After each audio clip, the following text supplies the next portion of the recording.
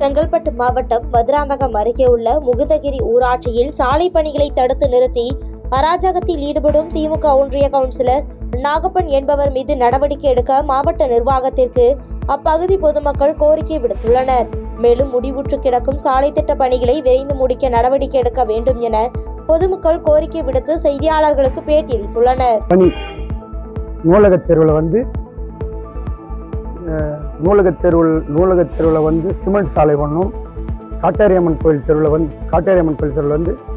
WMM road ஒன்றும், இந்த 2 வேலையும் வந்துருக்குது. இந்த ஒர்க்கு எங்களுடைய பஞ்சாயத்து கிளர்க்கு மேலே தான் ஒர்க்கு.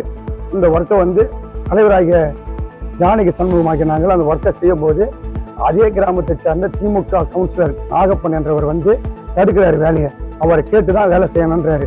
என்னை கேட்காம நீ வேலை செய்ய விடனாரு. 4 முறை ஜேசிபி 4 முறை ஜேசிபி திருப்புறாரு, செய்ய விட மாட்டுறாரு.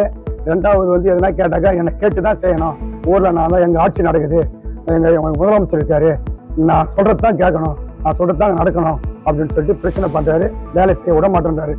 இதை மாவட்ட நிர்வாகம் இதுக்கு உள்ள நடவடிக்கை எடுத்து எனக்கு அந்த பணியை செய்யறதுக்கு எனக்கு நீங்க தீர்வளிக்கணும். பாதகம் செய்பவரை கண்டால் நாம் பயம் கொள்ளலாகாது பாப்பா, மோதி மிதித்து விடு பாப்பா, அவர் முகத்தில் உமிழ்ந்து விடு பாப்பா.